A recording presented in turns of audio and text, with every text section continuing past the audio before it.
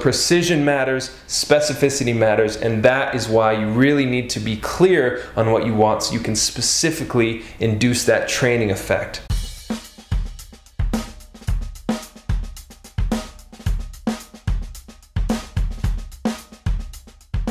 Hey there, I'm Justin Goodhart from Well-Rounded Athlete. Thanks for watching this today. I had a question from Hanro R about the best way to increase muscle endurance. Now, as usual, the first thing is to get really clear on why you want to increase muscle endurance. You know, do you imagine that it's going to give you some superpowers or physical trait, or do you imagine that it's going to lead you to a one-arm chin-up? Because that's probably not the case. Muscle endurance is not what leads to those goals. That's, training intensity. So make sure that you're not accidentally pursuing the wrong goal, imagining that it's going to be giving you something that it's not. That being said, your rep range and your time under tension is going to dictate the training effect and whether or not it's inducing hypertrophy or endurance or maximal strength or relative strength, all those different things. So keep in mind that if you're doing 15 reps for every set, your total set number is going to be lower, or should be lower, than if you're only doing 2 reps a set, like someone who's maybe training more maximal strength. Now, this can be a little bit relative because 6 to 8 reps is kind of considered endurance for gymnastic strength, whereas that's actually an extremely intense range to be training in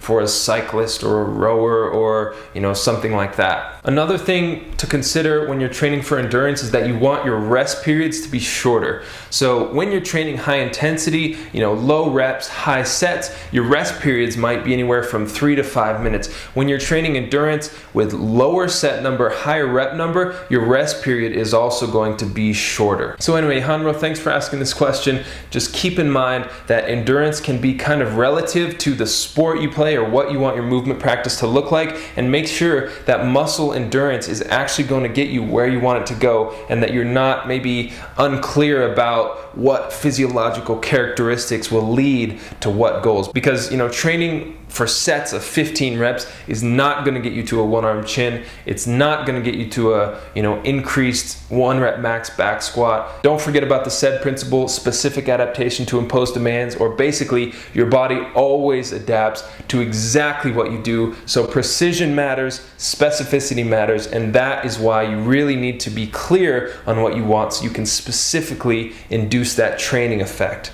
and reach that goal. Anyway, hope you've enjoyed this video. Hope it's been of some value to you. If you want to know more or just chat with me a little personally, I offer free 15-minute Skype consults. You can just go to wellroundedathlete.net/free. It's really easy to set up, takes like 10 to 15 seconds. You can schedule a time directly into my calendar. I love connecting with people, love chatting with them. I really am obsessed with helping people build their own movement practice, with training like a scientist and moving like an artist, and having those two characteristics that balance each other out and really lend themselves to creating an amazing, sustainable movement practice.